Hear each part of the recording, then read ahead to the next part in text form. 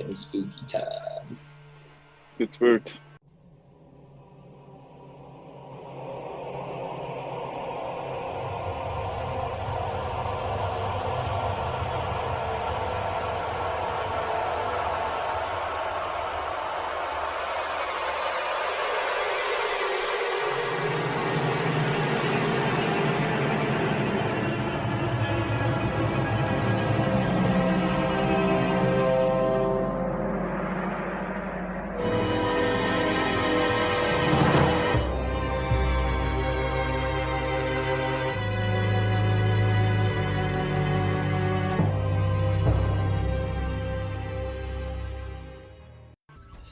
So, y'all are in this room still. Oh yeah, we just solved the puzzle. Essentially, yeah, y'all solved the riddles of the dead men, and you met Skeleton, who kind of apparated into a cloaked black man, but he was like a phantasm type, similar to what you saw with Rondé and Malice. And he introduced himself as Vok, and he explained how he was a aspiring necromancer. Basically, his work led him to helping to discover necromancy in a way, like 100 years ago, whenever all this happened, or before that, he was working on it up until the 100-year ago incident. Stuff happened. He said the Loxus family was involved, and they were involved with doing their own brand of necromancy, and he refused to work with them, and he indicated that was part of the reason why the Menicus family was murdered. He and Rondé were murdered because they were working on this science of undeath thing together. And yeah, you learned from his riddle that he had starved to death. That was his or he had died of hunger. So that's the gist of what he told you. Let me see if there's anything else. But y'all are basically in this room. There's a bunch of cats running around because cats came out of that one guy's cloak. And I told Alex about this, I was texting him earlier, a couple days ago. And I told him that he missed that cat riddle. And I told him cats were running around, and he said that he wanted Sirocco to try to catch one to have as a familiar. But if y'all kind of passive perception, I could give this to y'all. Y'all wouldn't have to roll. As you see his cats running around, they did just come out of a coffin. These cats aren't necessarily alive. You can tell just by looking at them. There's 5 black cats and 5 white cats, and they're 100% zombie cats.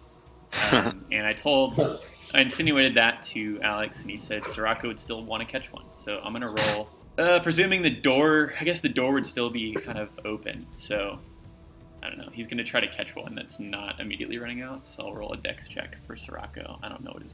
Alex fucking loves his familiars. Yeah, he's already got a bag of animals. He's got a familiar in the other game. Yeah, he does. But I was this is lore. Of course, Alex is going to try to catch a cat. I'm gonna text him. He probably won't respond, and ask him if he wants a black one or a white one. Because it's almost Halloween. I'm gonna make it. It's spook time. He's getting the black one. Yeah, see if he responds, but he probably won't. Get retcon either way. His dexterity is +4. I'm gonna give him 2 chances on this, and then I'm gonna say all the cats run out. Give him advantage, kind of. Oh my god. Oh. Okay. Of course, it's a fucking natural 20 when I'm rolling it for a player.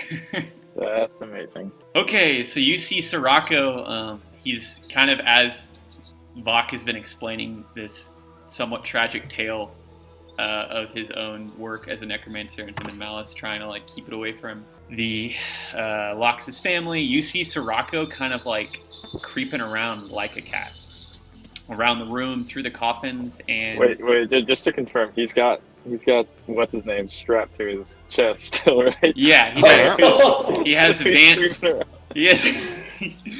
He has Vance strapped to his chest, the Nugget vampire journalist that is still kind of drinking the blood that's pouring onto its body from Sirocco's still in eternally bleeding form. Well, he's not bleeding, but he has blood all over him that's not going away, and it's not becoming dry or kind of stopping its drip. And you notice as he kind of walks around in areas, he just leaves these pools of just thick crimson on the ground. But as Vok is explaining all this, you see Sirocco creeping around, and he's able to pretty easily nab a black cat by the scruff of its neck, and it just goes limp because it's like goes into kitten mode where it thinks its cat mom is grabbing it by its neck, and looks like Sirocco's handled cats before by that maneuver, and he is now petting it and bonding with it right now. So, Wow. So yeah, that's where y'all are. I guess one thing that I didn't get to with Vok is he would give you something for helping to bring him back. He would say, well, that is my tale, and I thank you again for bringing me back among the living, I guess, in a way. Be able to speak to you, who all of you appear alive.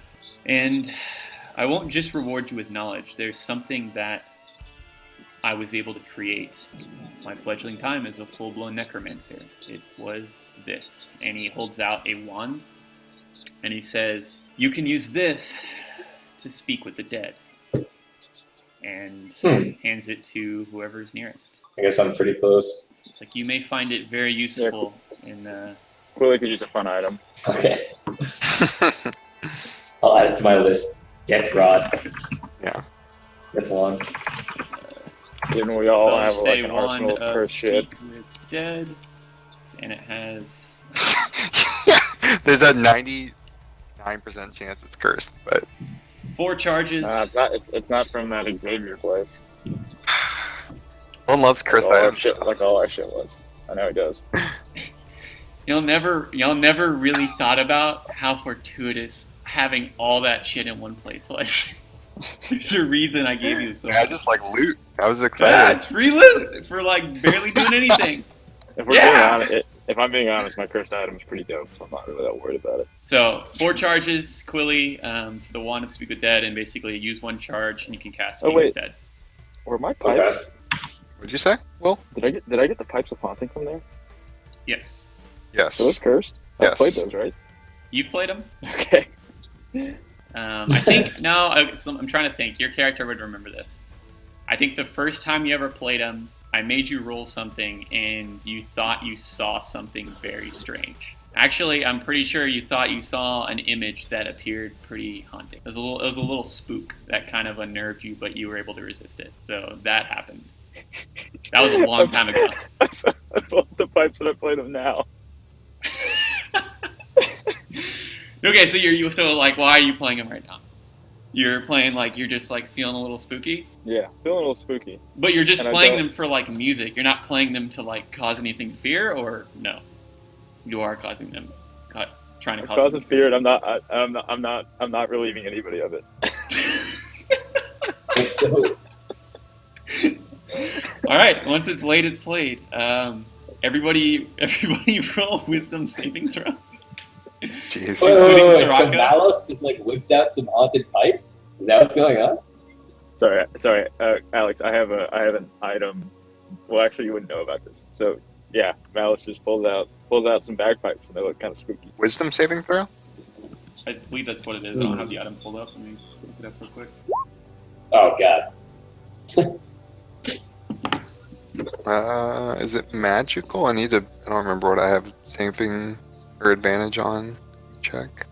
Yeah, it's wisdom. I have dark vision and fire resistance. I don't think either of those will. All right, Quilly, you are now.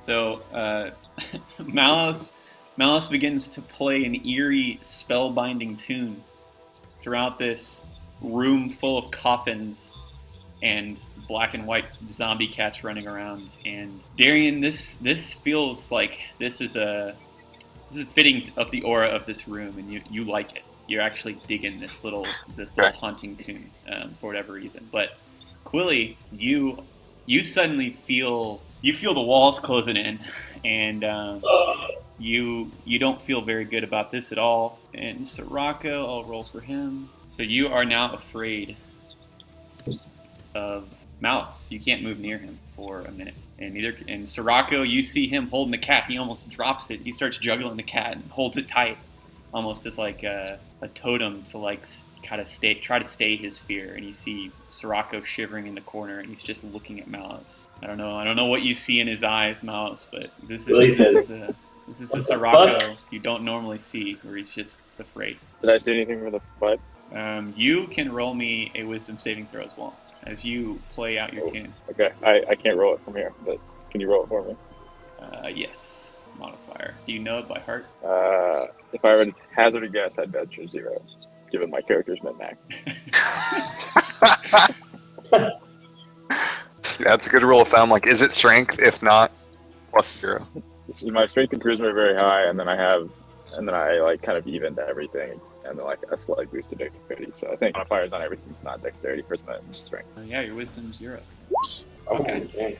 So you see, you're able to, you do see something. You see in the paintings of what you saw in the paintings before. Whenever like y'all are kind of inspecting the room, walking around, listening to Bach, doing the riddles. You saw these paintings on the wall depicted, kind of similar to the statue in the front of the room, at the head of the room, overlooking these coffins, which was it's kind of a half and half figure. It was a dark cloaked figure with a scythe that I think Quilly knew really well as Thanatos, the god of death, and then the other half of him was a kind of lighted blonde-haired figure with a glowing sword that Quilly recognized as Lathander.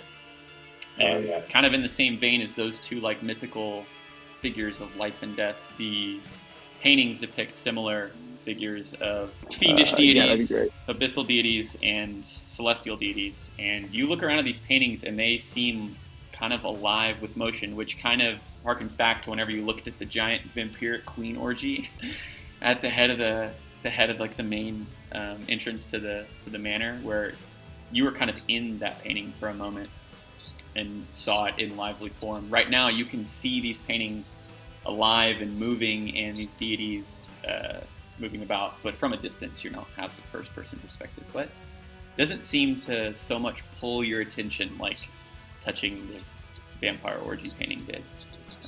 Okay. So yeah.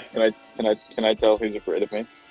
Yeah. So I said you're looking at Sirocco. You can tell his attention is focused on you, and he is holding his cat, clutching his zombie cat. Actually, he's clutching his zombie cat to Vance's chest, and Vance is looking down at it, and he's like, "Whoa, little kitty cat! Yeah, you don't got no blood though. I don't want you." Did Vance succeed? Did Vance what? Did Vance succeed his saving throw? Let's find out. I don't have to show this. I wouldn't miss. I'm going to say Vance. Vance, so he did not. Vance in the same, he's looking Right, dead yeah, ahead perfect. at you. Both Sirocco and Vance are looking at you. Sirocco with long black hair, kind of trembling lips, like I said, unlike you've ever seen him. And then Vance with his like blood red eyes, his emaciated white, like almost translucent skin, and his fangs. Thanks, man. He's looking dead ahead at you as well, and he's like, "Oh, get him away! Save me, Sirac!" And the cat is held against his chest, and the cat is just kind of struggling to get out. And Sirocco and all of them are one big hugging family of weirdos. All right, I take a couple steps towards them. He's already in the corner, so he tries to like struggle back against the wall. And Quilly, you're in the same position. You can, I'm controlling Sirocco. You can do whatever you want, but you can't move towards Malice. Yeah, I probably shouted like, "What the fuck, Malice?" And then just kind of like backed up towards this guy over here. Okay, I'm done. I'm done being the asshole in the scary movie. And can I willingly release this? I would say yeah. You can just stop playing the music. It only lasts for 1 minute. The frighten. So it's just for 1 minute. Yeah, it's only for 1 minute anyways, and you can just stop playing the music. And then anything that, I guess anything that succeeded is immune to the effect of the pipes, but anything that failed isn't immune. So you can theoretically do it. So you have 2 charges left. You had 3. Okay. Do I notice? Thanks, Jonathan. Do I notice Darian's unaffected? Yeah, you was pretty clear. Darian was he didn't mind it. When you say immune, do you just mean for like the rest of the day, or 24 hours. Yeah. So you have 2 charges left. I look at Darian and I say, "Hey, what's this?" And I run at Quilly.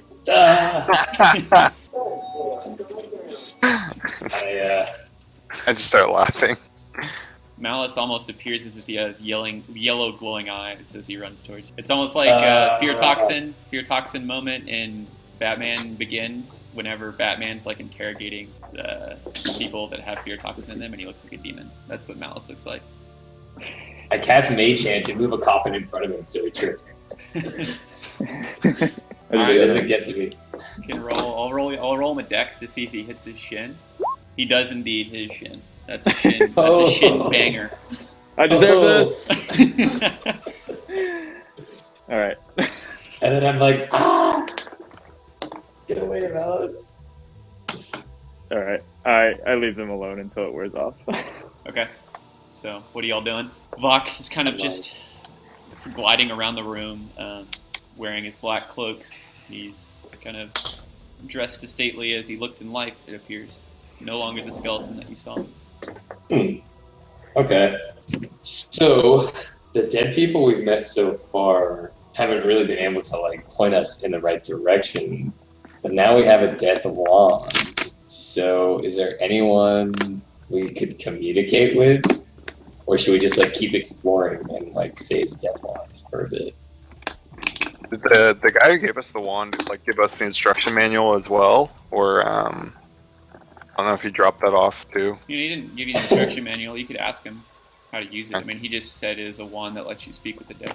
Yeah, like I guess I'd be interested to know like do they need to be? Does their body need to be close? Can you talk with any dead person? He would say, well, the wand basically is a conduit for the spell, Speak with Dead. Under the parameters of that spell, you speak the command word and you're able to cast it. It has to recharge over time, obviously, like any other wand, but the command word is Resquiat in Pace. And Rest in peace, baby. you just say the word, and Fucking Ezio Auditore in here. the Speak with Dead spell will be cast, whether you know it or not. Interesting. So it has to be like a corpse. Y'all can roll me an intelligence to see how much y'all know about Speak with Dead and what it does. Oh, I just Googled it.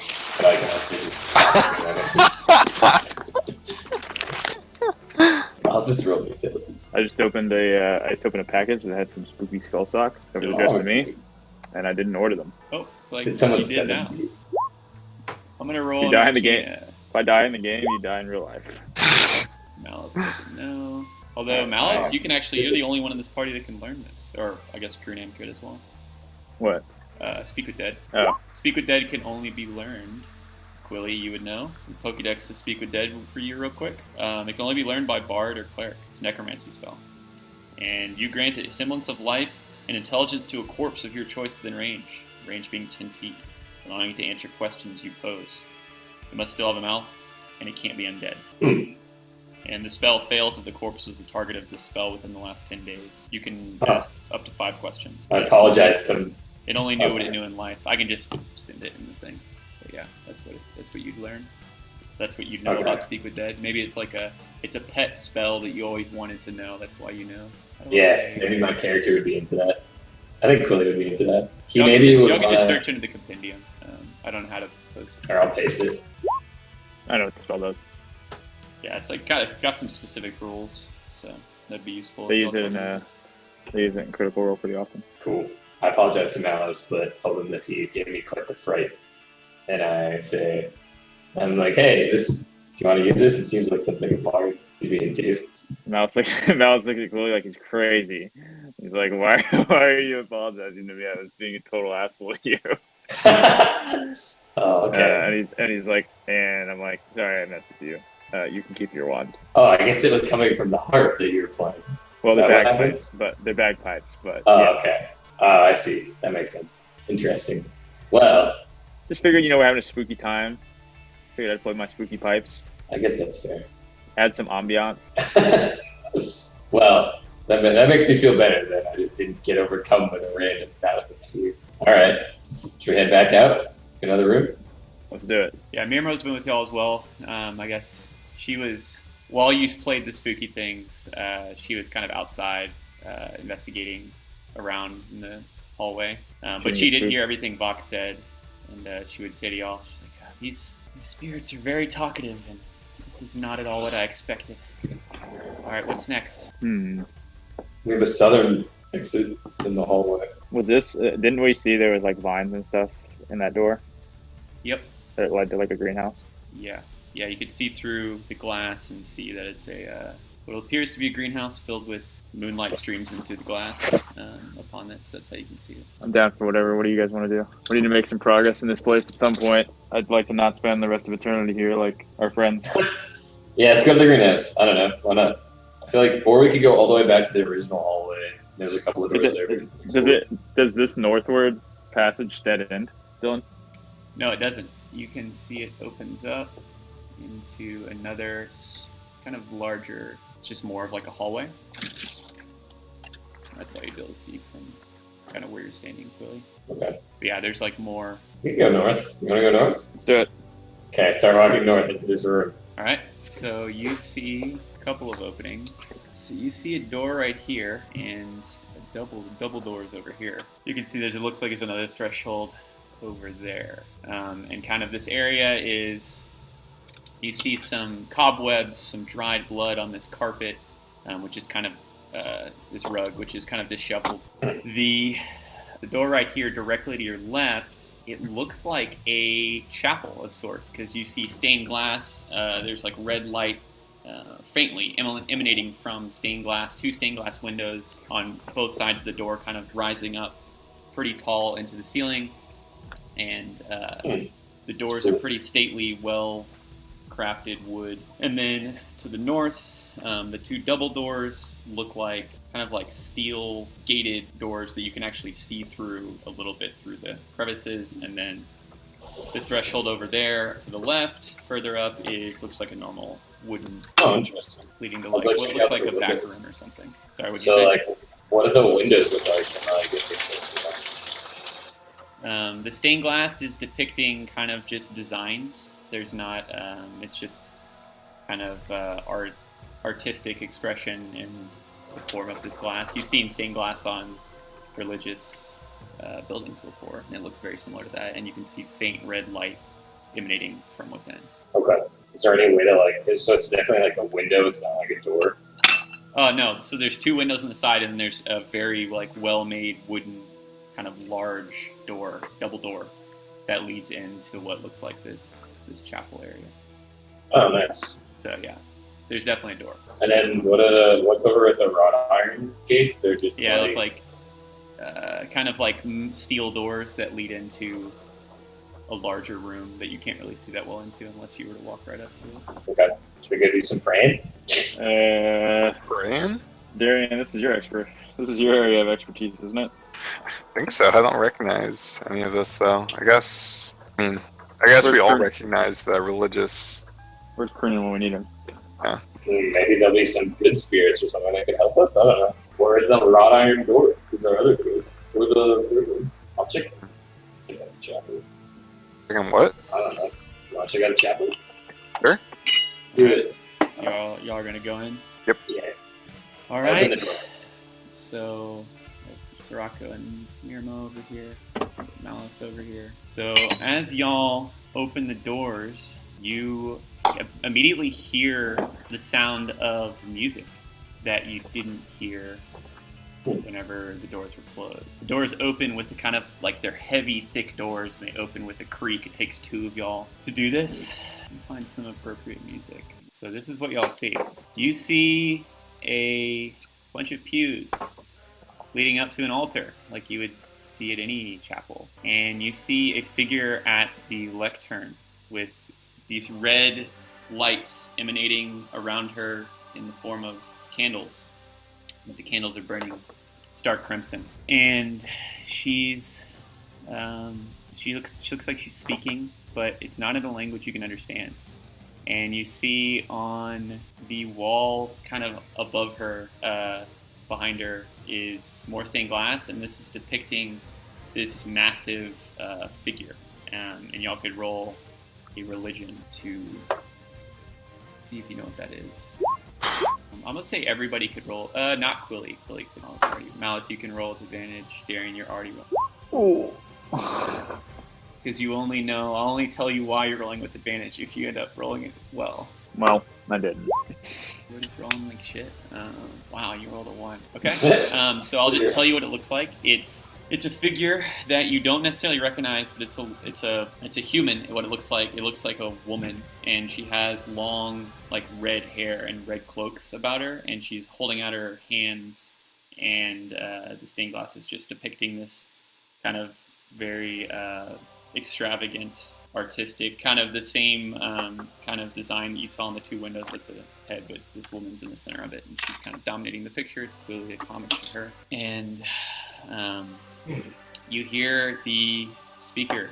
I guess if y'all have stepped in at this point, y'all can move your characters or whatever, how far you want to go in. But you hear this figure at the lectern speaking, and she says, she was speaking something, a language you didn't understand, and then she looks down at y'all and she does speak common, and she says, "What are you doing in my church?" You see it's a small figure, looks like a little girl almost, and she has pigtails. And she looks like it's kind of y'all circle around the podium. Looks like she's standing on top of something to reach to where she can have her head above it and speak. What was the name of the alchemist girl? Rondé, apothecary. We spoke with Rondé. She said that you might be able to help us. Rondé? She said that? No, I can't help you. But maybe she can. And she points back at the stained glass. Pardon my misunderstanding, but who is that? That is none other than the mighty lord or lady, Sanguis. And she turns, kind of putting her arms out to this stained glass depiction, and she says, "The Lord and Lady of Blood, and this is my chapel dedicated to her." How could she help? Well, it's more so what I've done to try to spur her to help us, the Menicus family. But it didn't work. You see, and she gets back at the lectern at this point, they feared us, the other families, the Gaemons and the Loxus. They feared our clan because they knew we were to spell their doom. A century ago, even more. The Menicus family, we were working to root out their corruption. They were cooking up the evil within their keeps. And they still fear our reprisal, even now, from beyond the grave. And do you know why the house has awakened now? Do you know why we're here? Why we've awakened? She would ask y'all. We don't. We're kind of trying to find out. Can you explain why that's happening? I can. If you were to lend me your intention. Who are you? You said you spoke with Rondé. Did Malice send for you? Are you here to liberate us? Malice always said. We are here. Yes, we're here to liberate you. We spoke with Malice, although he was rather cryptic with us. But we would like to help in any way we can. Well, they fear this house, the rest of those within Beckinsale, because they knew they could not fully put us down. By the grace of Malice, we live beyond, and it's because of something I discovered. Are you familiar with the term, with the concept of theosis? And y'all could roll an intelligence. You can roll in religion or intelligence to know what that is, to see if you are familiar with that term.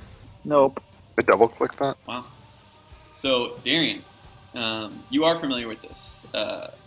And she's about to go into it, but I'll just say theosis is the act of creating gods. And she says, it's something known as divinization, something I was a bit precocious, you could say, in.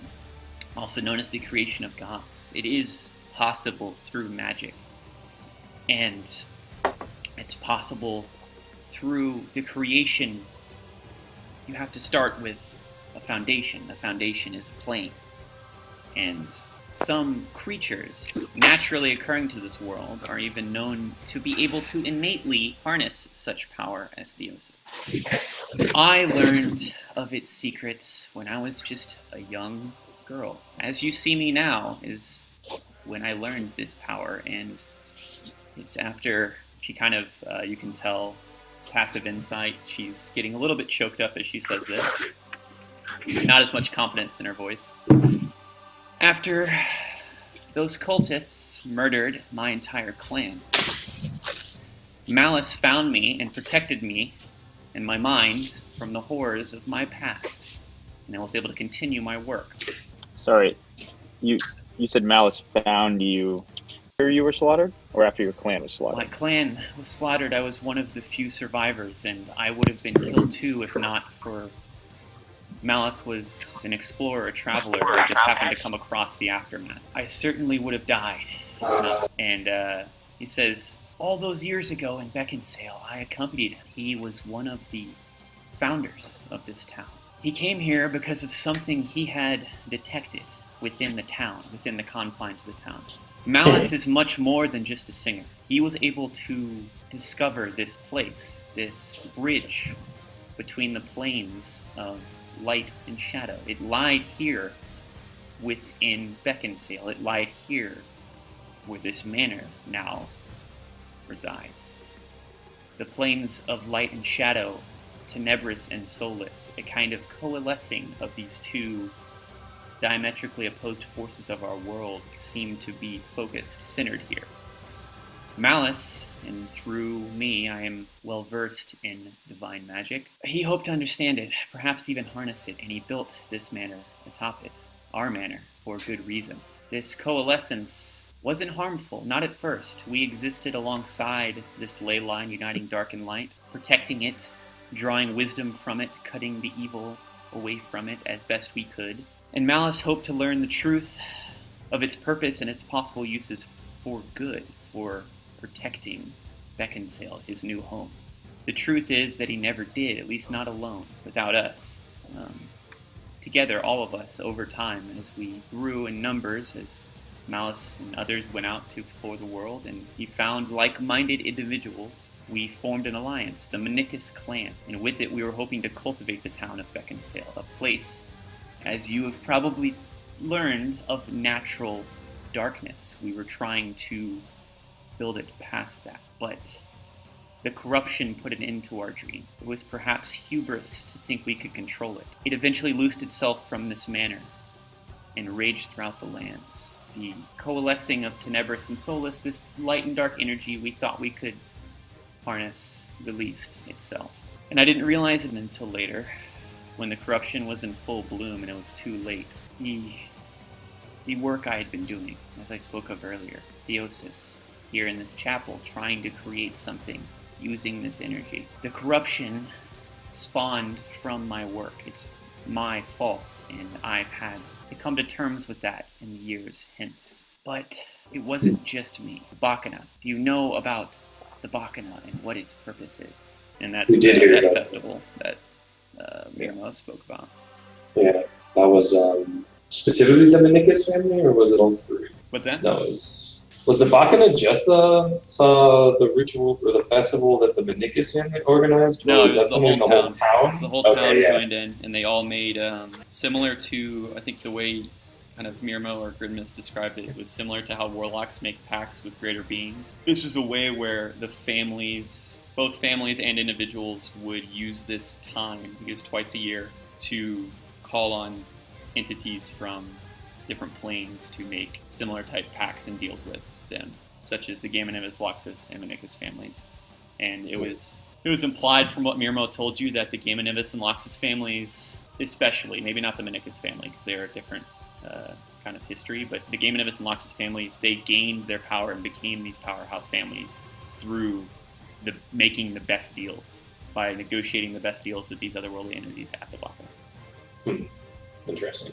Sounds cool. So she said that their ritual between the light and the dark god is related to that, or not related? Well, she was just saying that her work had somehow caused the corruption, and the corruption was also due to this naturally occurring ley line of light and dark where they built the manor atop that Malice had discovered. But she was just asking if you knew what the Bacchana was, and she said, she would say, I don't burden this blame alone. It's a shared burden among all of us. And she's kind of placing her hand upon the lectern. It was a result of the Gamma-Nimbus, the Loxus, the Holtz, the Idrics, the Jorits, the Kyogas, the Naraks, all of the families, all of the bloodlines. Wow. We were too busy making deals with devils at the biannual Bacchanus, always pushing things beyond their limits, trying to escalate what we could get in return. It's always been the nature of Beckinsale. And they were too busy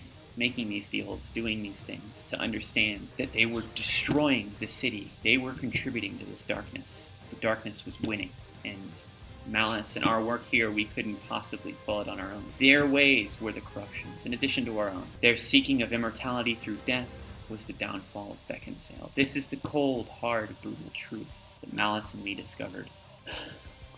But also in time, in my own work, I figured a way to harness this power, the coalescence, as I mentioned. We, in the stead of going to the Bacchanal one year, we, the Menicus family, we practiced our own form of theosis, the opus to my work. We made a deal, patron. We had attempted to bring forth, partially creating old magics, the old world, forgotten and dead gods, Solus and Tenebris combined. That we saw this as the only way we could possibly hope to end the darkness that was consuming Beckinsale and try to reverse its effects, to try to rise to meet it. And through my work, I presented Malice, whom I believed to be the rightful owner of such a gift. You see, it had to have a locus, it had to have a conduit, a body, a living being. I offered it to him. And you see her face, like as you're listening to her, if you're sitting down in the pews, you see her face kind of animate into this just terrifying visage. Her teeth look sharp, her eyes get red, and she starts to get more agitated. She says, "I believed he would do the right thing, but he didn't. Malice turned it down. He let this whole city fall into their hands, into corruption. He did not wish to deal in something he did not understand. And I will never forgive. I will never." And her eyes kind of light up in its climax. And y'all could now roll me a perception. Damn. Jesus. I'll roll first. Rocco hears it well. He's a little bit spooked. He's still got the cat. He's got the cat in his pocket, and he's got Vance on his chest. So Darian, you hear something crawling. It looks like on the outside. It's like kind of the shadows are moving, the light behind it is moving. On the outside of the stained glass that is depicting Sanguis, this red-haired woman, there's some kind of light emanating from behind it. You can't tell if the stained glass leads to outside or what, because it's stained glass. You can't really see through it, but you're able to detect something crawling on the outside of this stained glass, and kind of by the way the shadow's moving, it's a figure. And you kind of pick that up, and you see Sirocco kind of get spooked. He stands up out of his pew, and he looks at it. The little woman continues. "It doesn't matter. That's all in the past. Now, you strangers are here. Likely here to see about my work. I'm guessing I've been continuing to beckon, been continuing to practice theosis, taking and turning and killing Beckinsale's most prized persons, those G's and L's. And the house has awakened once more. How long has it been? I can't even tell. You see, the coalescing of Solus and Tenebris never left. It's still here for the taking. And whether Malice permits it or not, I'm going to use it, and I have been. The same power which attracted the Menicus family and is truly our origin over a century ago is manifesting itself like you wouldn't believe now. Awakening the souls of the fallen and taking a wily vengeance upon this place and this populace, whether I was here to do it and employed or not. But I am here, and I have been busy, still working after the same thing. Theosis, the creation of a god, and I simply have a new subject. Why don't you behold? And she raises her hands back, steps back a few steps, and you see a figure fall down from the ceiling and crash down onto the lectern, shattering it into splinters. And this is what you see. And you hear the music kind of like continue to swell. You see a kind of pale horned figure with a large tail kind of like waving in the air behind it. And it's looking at you with its head cocked, and it looks like it has veins on the outside of its body. It has red pulsing strands all around it, and it's kind of perched, gargoyled upon the shattered wood, cocking its head and looking at you, and you can't even see the little girl anymore. And it looks like it intends to harm you. Y'all can roll initiative. Jesus. Oh man. Okay. Well, this didn't go quite as planned, guys. Definitely not as nice as the other Minigas. Yeah. I was hoping this would be a peaceful church. God damn. Jesus Christ, my rolls are garbage. My rolls are fucking terrible tonight. Wait. Oh fuck. You wanted to send the result of this roll to the church. Yeah, so actually this is something what's his missing face? Joseph is Joseph just started like the Waterdeep campaign. He's the DM, and he does this. We play in Roll20, and this is something that I was like, I'm gonna take up as well. If you fuck up and don't do your initiative when your token's selected, I'll just let you roll it again, because it could be better or worse, but it's easier than me going into your tokens and adding it. So I'll let you re-roll it. I just don't understand how to do it. Like, I go to the little newspaper. You just and select I click on your. myself. I know you just select your token. Before you do that, just click your token, and like your little like life pops up and everything, and then my icon. Yeah, you have to have your icon selected. That's all it is. Yeah. Oh, my bad. I wasn't sure what you meant by token. I thought you meant like the player name, and I kept doing that. Little token you like create. Okay, my bad. So it's once the little help pops up, then I can do it. Okay, there we go. What the heck, man? I like opened up Soraka's character sheet, and it's just like, oh, roll this thing. The veiny toad monster. And kind of, I will say this is all happening at once. Like, this thing isn't going first, but it's like you see it jump into the fray at y'all. It's pretty large. It's like over 6 feet tall. It's like 6'5", half a foot. Oh. And you see as it lunges forward, you see the little girl reapparate, and she's just cackling with laughter, and she's still there. But she did disappear for a moment. It's like Annie from League. She just cast shivers. Yeah. The second Annie you've seen. Horrible Tivers. Oh, all right. What is Soraka doing? She's in the order too. Miramel rolled really high as well. Okay, Yeah. so Soraka's going first. This thing is going to be here. She's up there. I'm not going to do anything crazy with him. I'm just going to go in, do an attack and an unarmed strike. I guess I'll use a key point and do 2 unarmed strikes. He's going to rush up, and you actually hear Vance saying, it's like, oh, this thing, it smells like blood. It smells like a whole lot of blood. As he faces up with it, and he's going to get some attacks in. Does Vance get to take a bite at him? Vance is not very maneuverable. Well, those are with advantage. Jesus. Okay, this thing, only one of those is going to hit the unarmed strike. It doesn't roll damage. Why doesn't it roll damage? Damn it. You gotta click. You just click on the unarmed strike that rolled. So just click on the word unarmed strike in the chat, and it'll roll damage. Okay, so you see Soraka come forward with the spear. He goes all out, does the spear 1-2, and this thing kind of blocks the spear, defends against the punch, and then takes a punch. And it looks like it hits it square for a little bit. He is done. It's a key point. It's Miramo's turn. Let's see what she can do. Damn it, she can do a lot. Whoever's next can just go. It's the monster, isn't it? No, it's Darian. Darian, go. Monster. And as you kind of get up close with it now, because it's kind of leapt into your midst, you can see, like I said, it's kind of covered with what look like veins on the outside. But as you get closer, they look like they're markings, like tattoos. But you can clearly tell, kind of like there's those tattoos that are like things you can put underneath people's skin.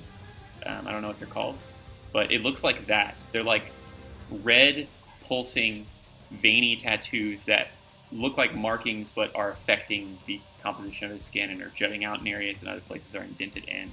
And it looks like it's just pulsing with energy. And it has no mouth, and its horns kind of like curved down, kind of like antlers. And it has big, red, pupilless, glowing eyes. Ugh, interesting. I'm just gonna swing with Lament. Yeah, tell me again what you're using. Are you using a spear? What is Lament? The halberd. It's a halberd. That's right. Take heat. Fuck these. Bad word. Okay, that's a hit. All right, so you bring the halberd across, slash it, and it bleeds a little bit from this wound. That certainly harms it. Yeah. In my Fuck second it up, attack. man. Yeah. That's a hit. Woo! And this one, you rip across cleanly, hitting it again, and it takes those, and it doesn't say a word, doesn't cry out or anything. But it looks like that hurt it pretty bad. Okay. You and then see, I'm gonna do Polearm Master. Mirmo's moving up as well. What'd you say? I think that's probably a miss. I was gonna do my bonus action Polearm Master.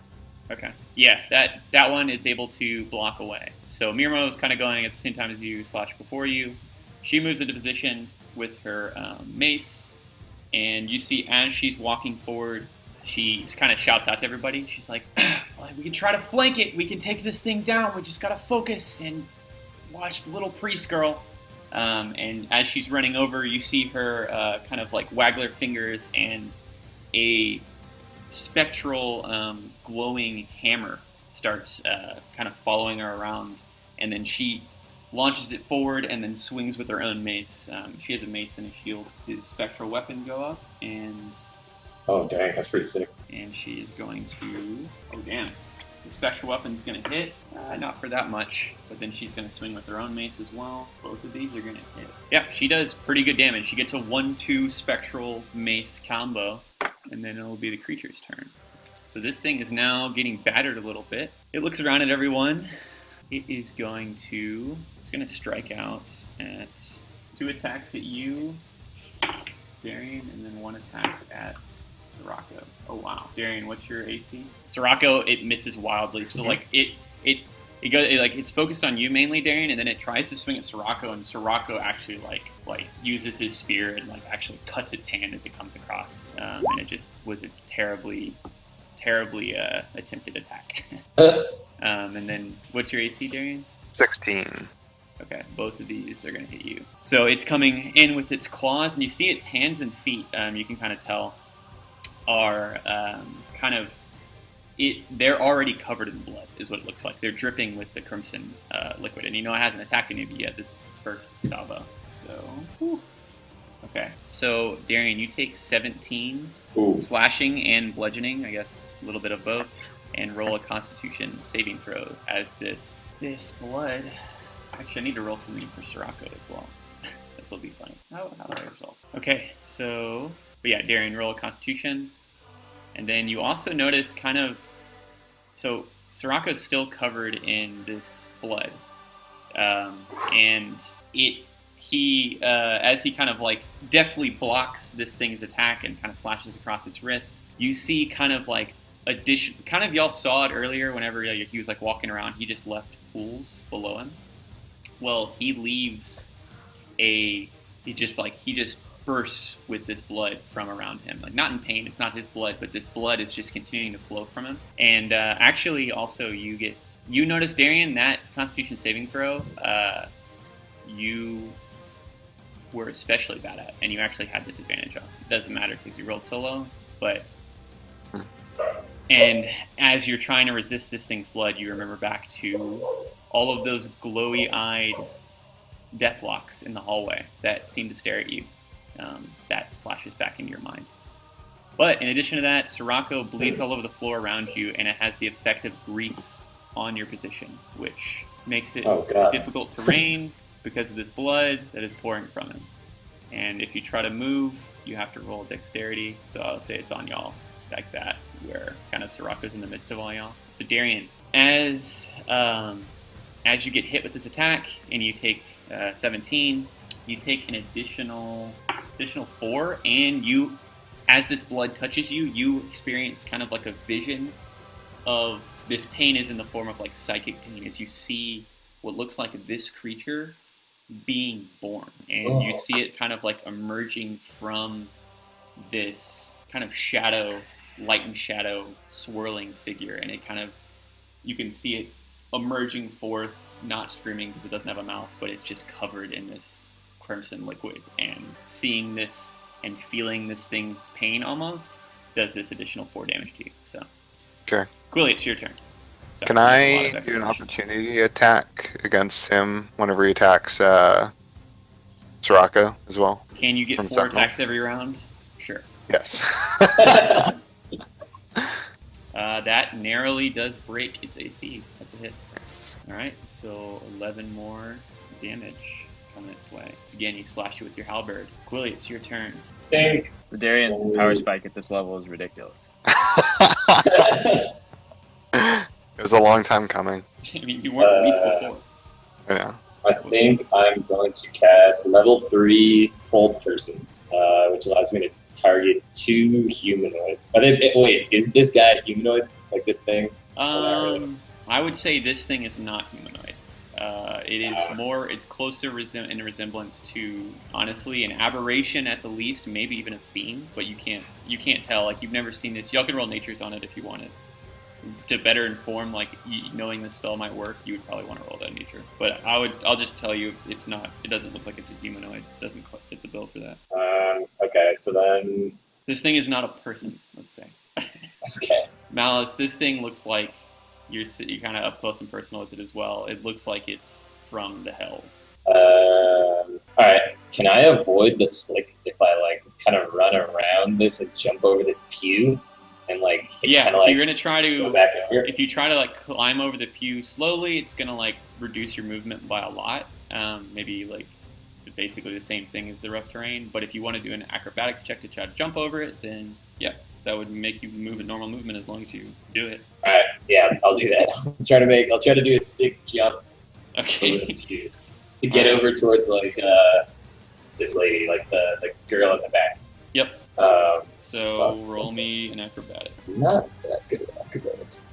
Oh! Okay. All right, yeah, you're able to Nice. deftly slide over these pews, Okay. and you make it there, wherever you want to be, within 30 feet of your normal move. I guess I'll go here and attack this girl with my Orcsbane dagger.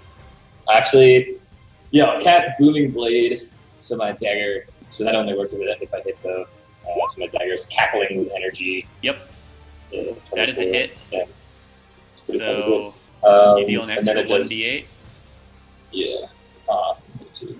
And then I'll use my Thirsting Blade to attack again with my packed weapon, Orcsbane. Okay. Ooh. Roll me another attack. That attack does not hit. She's kind of glaring at you, and your magic dagger is able to kind of cut into her ethereal form, come back around for a second attack, and she's able to kind of dodge back out of the way. Spell. Okay, and maybe I'll do one more thing.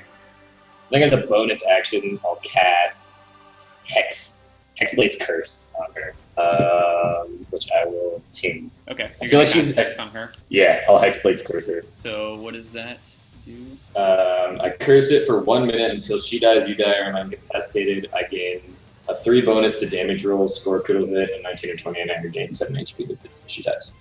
Okay. Damn, that's a fucking dope curse. Yeah, it's pretty sweet.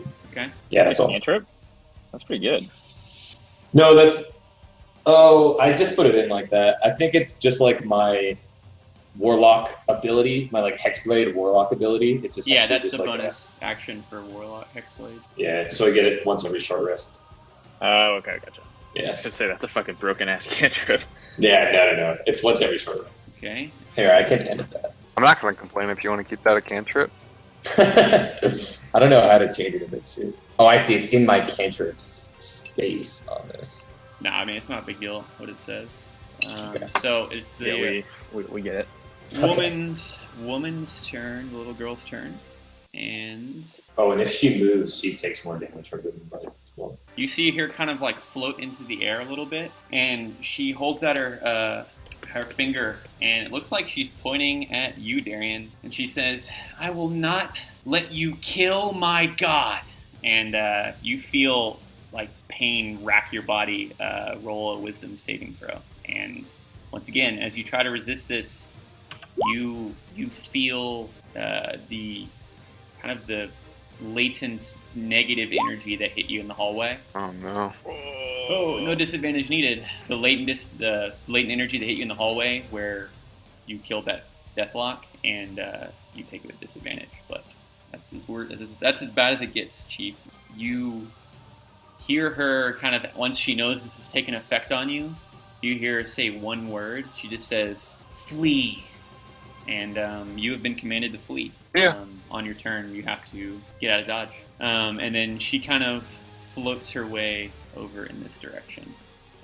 She kind of You could get an attack of opportunity on her, Quilly, if you wanted, as she moves out of your threatened square. Sweet.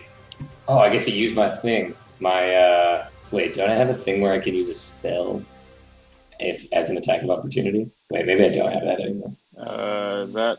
Oh yeah, that's Warcaster? Warcaster. Yeah. Yeah. Warcaster, yeah, you did take that. That's right. You can use your reaction to make an opportunity test. So That's a the spell. booming blade is going to take effect as well. Oh, dope. She takes 1d8, so you can roll 1d8. Oh, but it's 2d8 because I'm at level 5. Yeah, that's true. It's a Oh, cantrip yeah. that gets The improved. upgraded cantrips. Nice. I feel like they upgrade the cantrips a little too much. Well, it has to last till level 11, so it definitely seems strong at level 5, but You're right. That's it's a a good lot point. weaker. I didn't think about it. I didn't think about the next level up. But it basically like makes a lot of your damaging first level spells like kind of irrelevant. And then I'll just cast Eldritch Blast. Okay. Roll me that attack. And help her get over there. What? So you get 2 beams of this also at level 5. So you can roll. You can make the Eldritch Blast roll the attack whenever you show the. The first one would miss. Damn, that was a Goes lot of awry, damage. hits the wall next to her, and then the second one you could roll. Do I just click it again? Okay. Yeah. Damn it. Second one, you actually see her kind of block with her kind of hand spectrally moving across. Like it's just a weak bolt in the first place. And Malice, it'd be your turn. And you do see this blood kind of pooling around Sirocco, spreading around on the floor. Okay, I'm gonna try to go kind of this way and like sort of run along this pew and go the same way Quilly did. Okay. If you want to move So- over him slowly, you'd be half movement, and then if you want to do an acrobatics, you could just try to jump over it or do a car leap. I'll just take half movement and move right here. Okay. And I would have advantage on this guy, right? Yeah. Flanking. Yeah, for sure. All He's right. flanked. I'm gonna take a swing at him. Okay. Go Olivar first with advantage. What are my? Hang on. One sec. What are my? Olivar. That's a hit. Whack. All right. So you dish out some damage, and as Olivar cuts into this thing, you can roll me a wisdom check as you kind of feel Olivar communicating. I have to roll wisdom checks to communicate with Olivar. Oh, the best to get what he's dishing out. It's not necessarily. It's like he's calling something out. Okay. So you kind of get this message. Olivar is like, this thing is filled with more emotion than I've ever felt. Like this woman, speaking of it being a god, it can't be, but it's filled with tremendous power, and it's in its blood. As I made contact with it, I was given it. But you dish that good damage on it. Is it okay to kill it? It's kind of trying to murder Darian right now. I don't know what this thing is, or as far as if you're asking where it falls. I don't know. I mean, I don't think it's a goodly creature, but it's certainly I new. surmised that. Got it. Okay, well. Swing away, Malos. Swing away. All right, I'm gonna swing my battle axe. That is a hit. Okay, so you dig in a little bit more. So you do notice your battle axe doesn't quite cut I knew through. you were gonna as fucking much. say that. I need to go find a magic battle axe. Everybody else is working with magic. I guess Soraka is still. Well, I think you get magic punches at level 6, so he's actually in the worst position. Yeah. But yeah, this thing. So you cut it across. You get that message from Olivar. Kind of hesitate for a moment, take it in, and then swing with the axe. The axe kind of dents against its skin. Doesn't really cut that deep. Okay. And then top of the order if you're done. That's my turn. All right, Sirocco. Let me look at the grease spell here. Make sure I'm remembering that right. Oh, I also have a snare thingy-majig. The snare scroll. Snare actually takes like 10 minutes to set up. Oh. You would know that based on the scroll. We did It's that more in the like a fight one trap. time. Yeah. What? We did that in the We used fight it in one the fight. time. Oh, really? Okay, so yeah, actually, Darren, you roll a dexterity saving throw kind of now. Or at the start of your turn, I guess it doesn't matter. And then Sirocco's going to do the same. Based on this blood kind of pooling out, y'all are kind of slipping and sliding in it. Oh, God. Sirocco's pretty good at this. So Sirocco's able to stay Oh, upright. shit. He's like, damn it, this blood, why won't it go away? Now it's becoming a problem. And then Vance says, it's totally not! And he's just continuing to lap it up. And you can kind of tell Shut up, like, Vance. he's covered in blood. And it's like all over his body. He just continues looking it up. He's just, going to town. He's not even really paying attention to everything that's going on.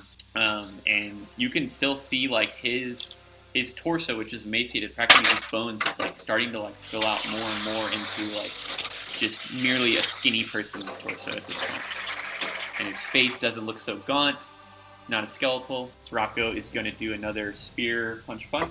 That was on the wall. You're not going to hit. So he misses all 3 attacks. He's kind of more focused on keeping his balance. He does a 1, 2, 3, and this thing is ducking and dodging pretty easily.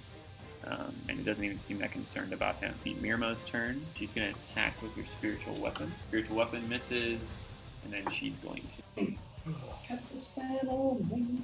Got a character sheet pulled up on my phone so I don't take up more memory on my computer. Smart. Oh god. Damn, she's got so many spells. Darian, you can go while this is happening. So, Do I have flanking or no? what's that? Do I have? Oh, sure. I'll do the dex save throw first, right? Dex save with disadvantage. Okay, 6. So you fall prone into the blood.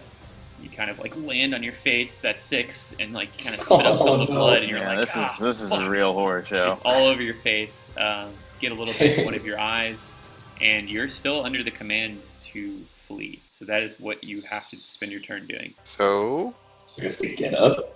I baby crawl like back. So you can get up and then run. You can theoretically crawl as well. Either way, get up and then you would have to. I would say it I have doesn't to say turn around and it doesn't run, or say can I? dash. Getting up from prone in action though? Or no, Taff. No, Yeah, it spends half your getting up movement. from prone spends half your movement. Target spends turn moving away from you by fastest available means. So I would say, to me, that means you have to. So getting up and dashing would be 30 feet.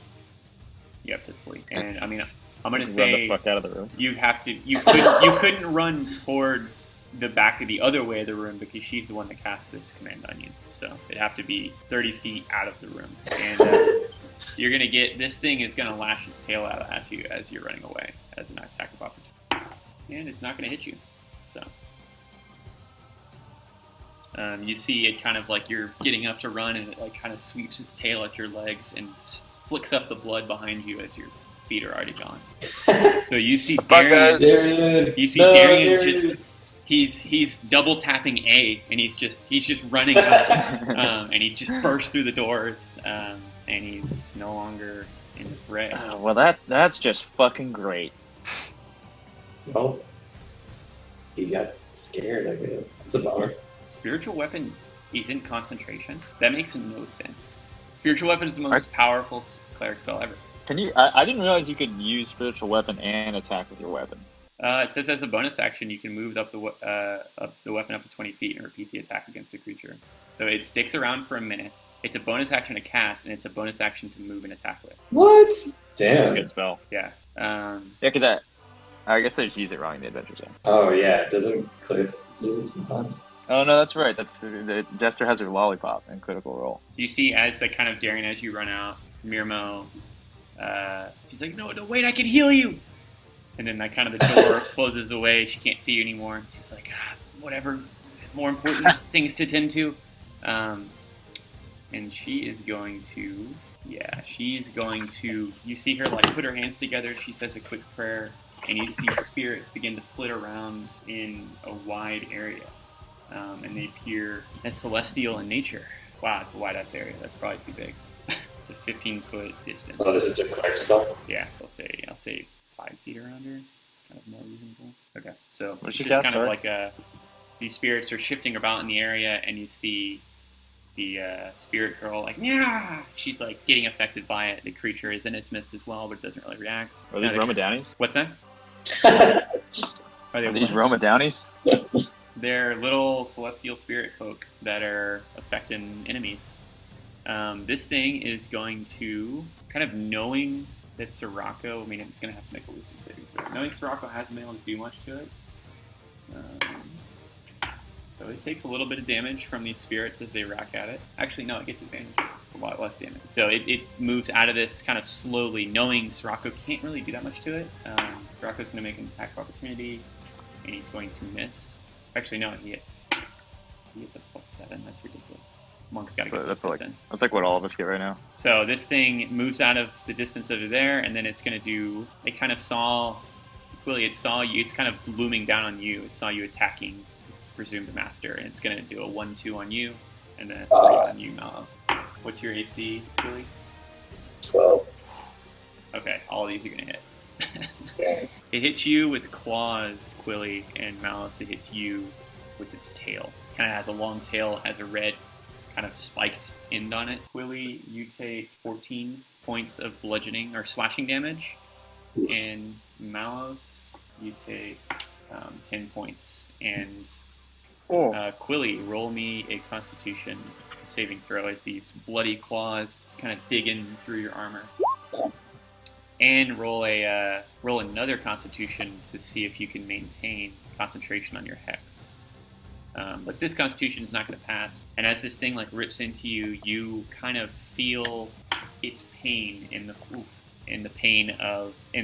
form of you see this creature kind of being born from the darkness. Kind of what I described to Darian earlier. Like you see this thing coming into existence, and you can notice the priest girl nearby kind of chanting and calling it forth from this kind of coalescing energy of light and dark, and it's just kind of like a half image, half feeling, and you take 8 additional psychic damage as you see this.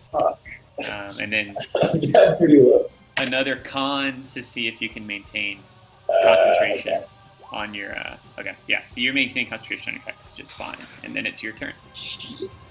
Shit. Dang, my AC is not that high. It's something like, so if I move away from this thing, it gets opportunity attack on me, right? Yeah. Alright, I'll probably use a spell. I'll cast Armor of Agathis. Okay. You On link that in myself. the chat. That is Yes. armor spell that lets you. Is that concentration? Because that would take the place of hex if it is. I don't know if it is or not. Ooh, let me double check. Hey, Dylan, I don't think Hexblade's Curse is concentration. What's that? Hexblade's I don't curse think isn't it's concentration. Hexblade's Curse. Yeah, I was curious, so I looked it up. Oh, it's not. Yeah, it doesn't Uh, say anything about Yeah, concentration. it doesn't say. It just says as a bonus action, use one creature. Target's cursed for 1 minute. Curse ends early. Target dies. Okay. Yeah, maybe it's not. I just assumed it was. Yeah, it's. I think it's different from Hex. Okay. Yeah. I mean, then you passed anyways. So.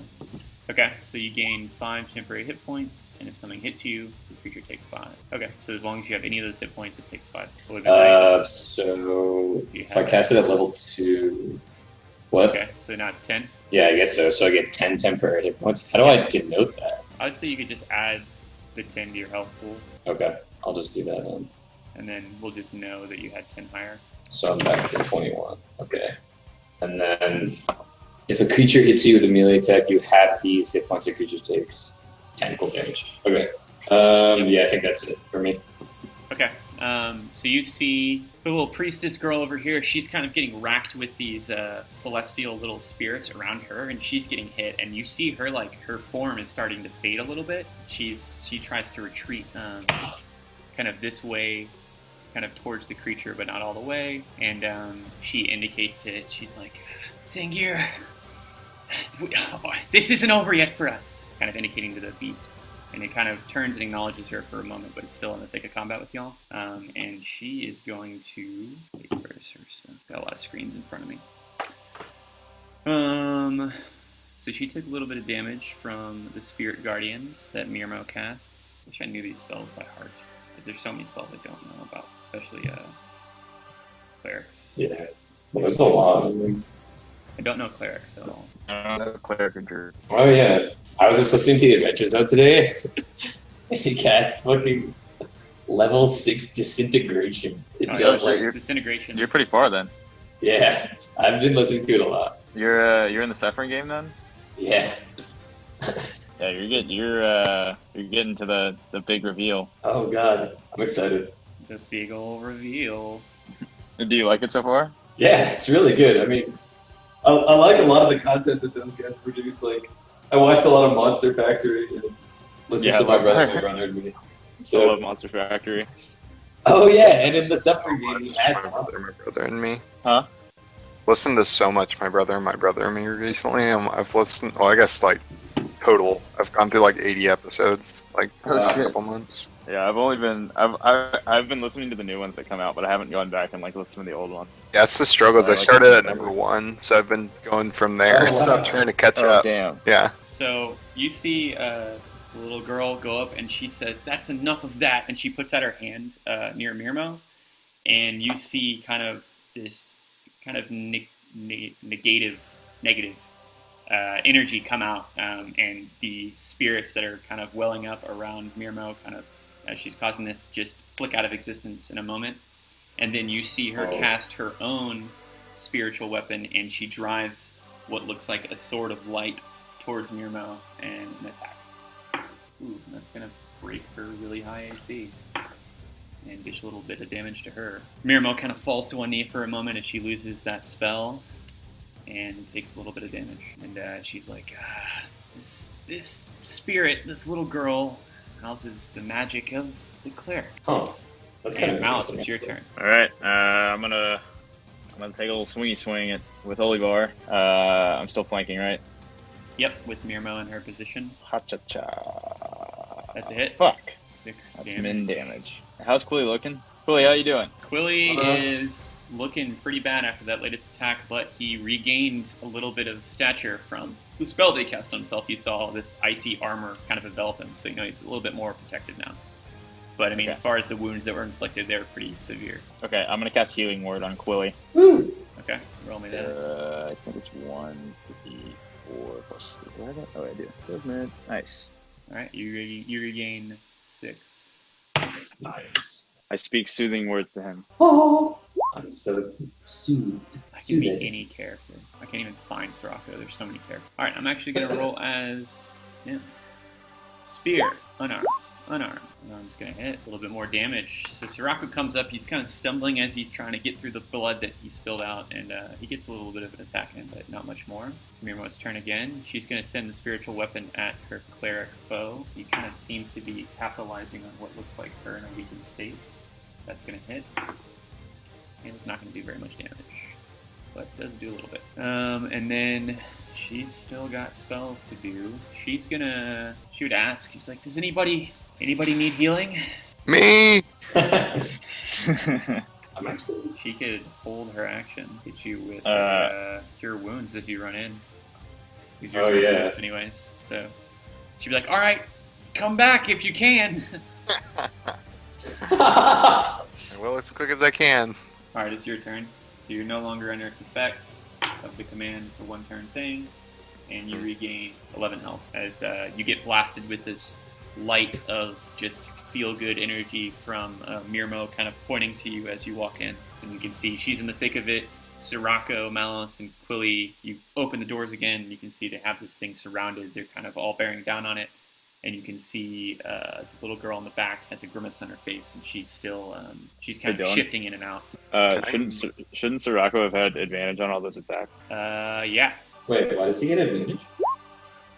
Yeah, because of flanking. Oh, nice. Basically, if you can draw a line between your character and another character, and it passes through the enemy, they're flanked, and so you get advantage because they're focusing on two nice. different enemies at once. So like Sirocco and Mirmo are giving you flanking on the beast right now. Oh, so if I do an attack on it, I get advantage? Yeah. Okay. Okay. So yeah, I mean, Yeah, one of the that's why you unarmed see us positioning hit, ourselves still with you. Gotcha. But Darren, it's your turn. Okay. Blood situation. Can I like go through the pews? Yep. That's what everybody else is Okay. doing. Okay, I should have more than enough movement to like make it over Are you here. like, dashing back in? So I was here. Let me see. So it's 25. I have 30. Well, if I go into it, what happens? As soon as you enter the space, you just have to roll a dex, or else you go prone. Get the fucking prone again. Can I hit him from here? Is my range 5 or 10 feet? I think it's 10 feet. So I think I can hit him from here. I mean, if you tried to attack him from there, like over the pews, over Malice's shoulder, I would probably give you disadvantage. You wouldn't have flanking, and you'd probably have disadvantage. But you could Okay. try. Man, fuck it. I'm gonna run on the blood pool. So I'm gonna go up here and go here. Dex save? Yep, with disadvantage. Oh no. Don't Every fall. single time you try to focus on like saving yourself from a terrible situation, those deathlock yellow eyes are looking at you. Oh god. Oh no! Yeah.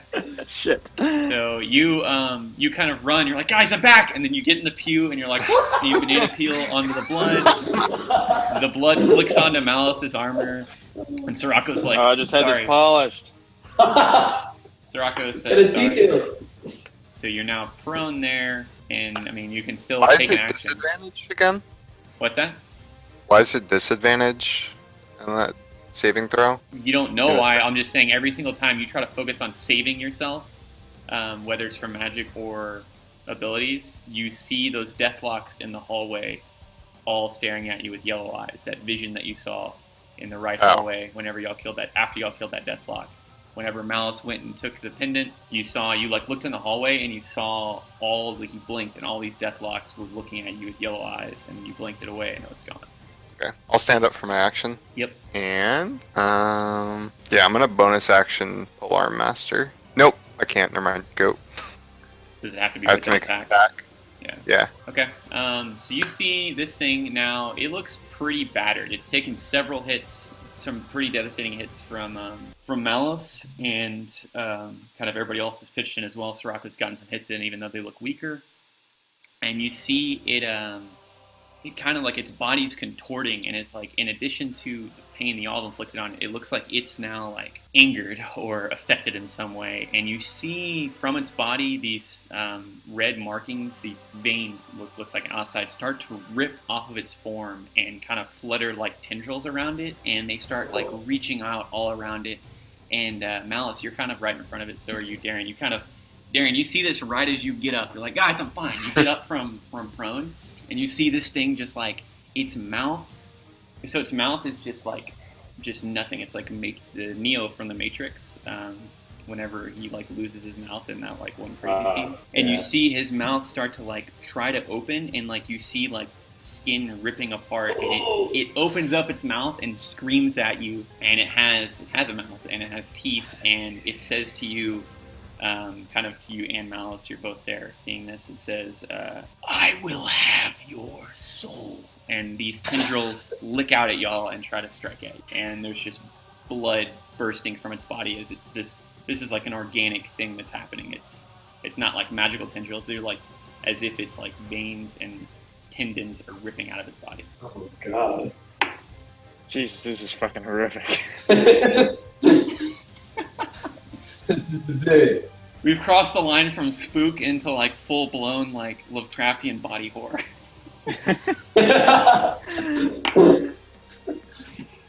Okay. Yeah, this so is some it's thing shit. making two like of these tendril attacks on each of y'all. Only one is going to hit on each one of you. I'm gonna riposte the one that doesn't hit. Okay. So what is that? That's a battle maneuver that lets you attack. Yep. Yeah, I get an attack of opportunity, or I get an attack if it misses. Okay. Well, does the first or second one miss? I'll say the first one misses. Second one is trying a little bit harder.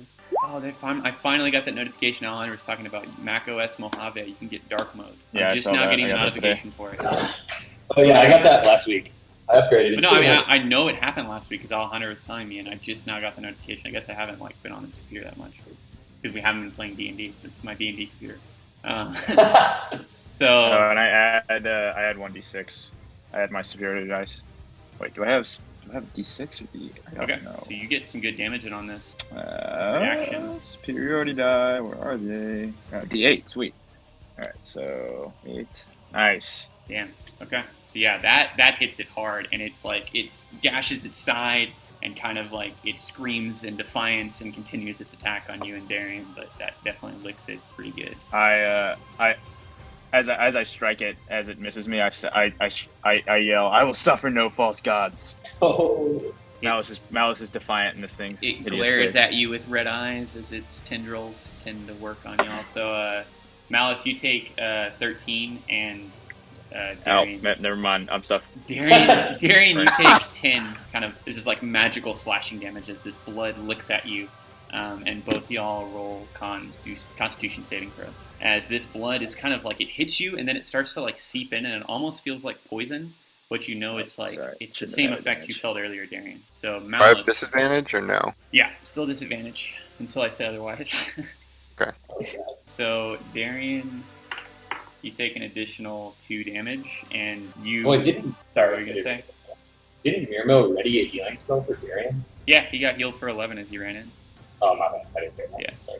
So, Malice, you kind of see, kind of lining up with what Olivar told you earlier, you see this thing kind of like being born with this great fit of emotion, and you kind of just see this vision, and it's less of a feeling, so you don't get affected.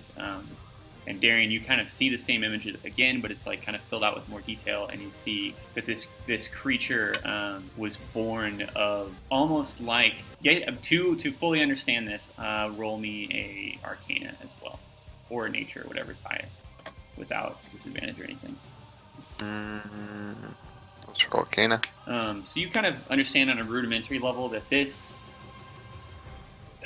based on these visions you're seeing, it's now hit you a couple times with this. You saw how it was born using this coalescing darkness that this priestess lady, I keep almost saying her name, described to you how she created this thing using this magic of theosis. And you now understand that this creature was in part of that ritual, part of whatever magic used to do this, was vampiric in nature. It's almost like this thing is kind of like a vampire, but it's almost like another almost superior form of one. You would gather from how it was born, the feelings that are emitted. It's not undead, and you know vampires are. But that's what you'd get, and it's these blood lashes strike out at you. I can opportunity, or I guess reaction attack with Sentinel. Yeah. Okay. Would I get the effect of Lament because I was damaged, or no? So yeah, what did I write for that? Basically, I mean, I don't see why you wouldn't, because it's something that hit you in the last. And then, do I have advantage as well? Yes, because it's hyper flanked. I mean, Holy that- shit! Oh. So kind of reeling with the pain and getting like kind of you've been damaged quite a bit. The healing and like the rejuvenation you got from Mirmo kind of has faded at this point, and you feel a little bit less strong. And you drive your halberd over, and it just dodges out of the way deftly at the last moment. It is, you can kind of tell, like all of y'all, like y'all have it surrounded now, like literally surrounded. It's like on all fours, almost like looking around at y'all, and it looks like a cornered animal. It's kind of reverted from like this regal, really powerful looking being to like this little cornered animal that's bleeding all over the floor as y'all kind of hack away at it. And it definitely feels, it looks like it feels scared. Quilly, it's your turn. It's taken a lot of hits and it's bleeding from a lot of wounds. And that latest one from Malice is Tyrion just wants to hit it so put it fucking on the bad. doorstep. Yeah. I think, Fucking honestly, dunk on that's this like asshole. that's the first Lament's miss you've had since we started Yeah, I this know. little session, like this little arc. What was that, 3 and a 4? Feels bad. Yeah. All right, Quilly, you're up. Cooley shouts, "Flame on!" and cast Produce Flame. With Now, 2 Darian's balls of- definitely going to get nerfed in the next patch. Waiting for the patch notes to come out. Oh, damn. It's an attack. Okay, that misses. Wait, is it a melee attack, Alex? No, it's a spell. Oh, I probably should have just done a melee attack. Oh, whatever. I wanted to look cool. And flame him, but it didn't work. Alice is like, I wanted to kill anyway. Damn it. Okay, so are you done? I guess that's it. Yep. All right.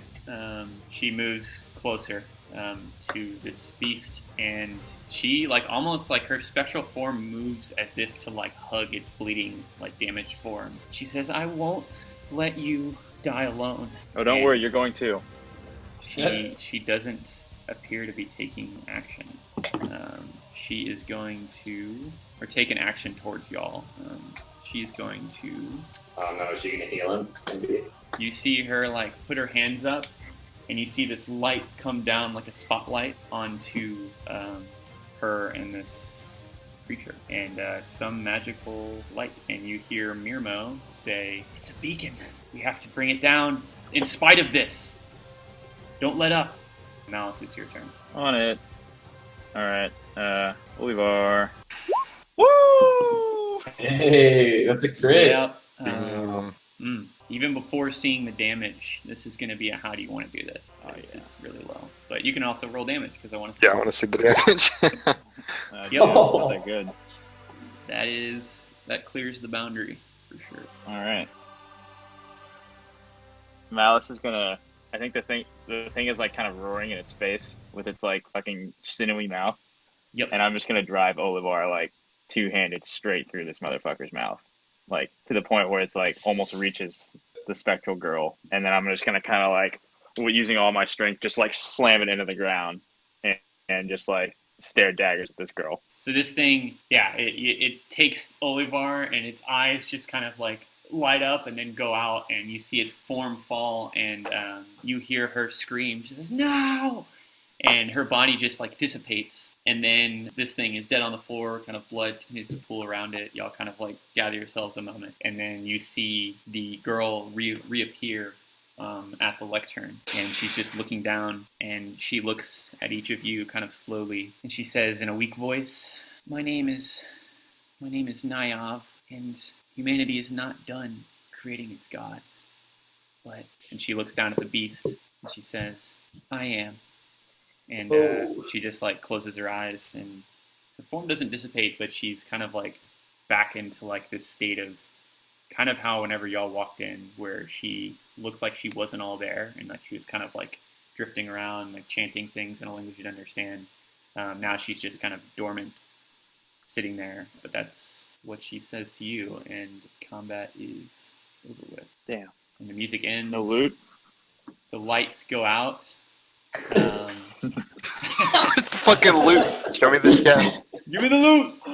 Give me the loot. Y'all haven't been to the loot room. Ah, did I get that away? What's that? Hey, What'd I wish I was joking there. I'll have to be a lead in the next time. But so that is, so like you see the light from the stained glass and like the red candles that were kind of out and about.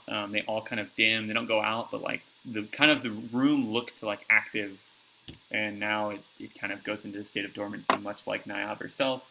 The light on the stained glass behind her is also dormant now, and you actually see the stained glass has cracks in it, and you can see up above in like kind of the wood of the church, like scaffolding, kind of like this kind of these wood rebars all across. You can see a hole in the ceiling, presumably where this thing kind of directly above y'all, where it climbed in and dropped down. Oh wow. And I think did I whisper that to y'all? Maybe I didn't. There were some spooky whispers I gave y'all in like session 1. I guess it was like the Naga blood, the Deathlocks, and then Quilly, you saw a little girl, but I guess I never. Oh yeah, I remember that. Messaged. Yeah, it's fine. I would say, Darian, you kind of at the end of this, in like kind of a moment of enlightenment or a eureka moment, you remember like whenever you saw the vision of those Deathlocks, and like you blinked, it was really dark in the hallway, you saw all these Deathlocks, you blinked again, and it was the normal hallway again, kind of well lit. You can remember seeing now on the outside of the glass, there was like the hallway leads down to like 2 doors and then a window. You could see on the window something dart across it on the outside of it as if it was crawling.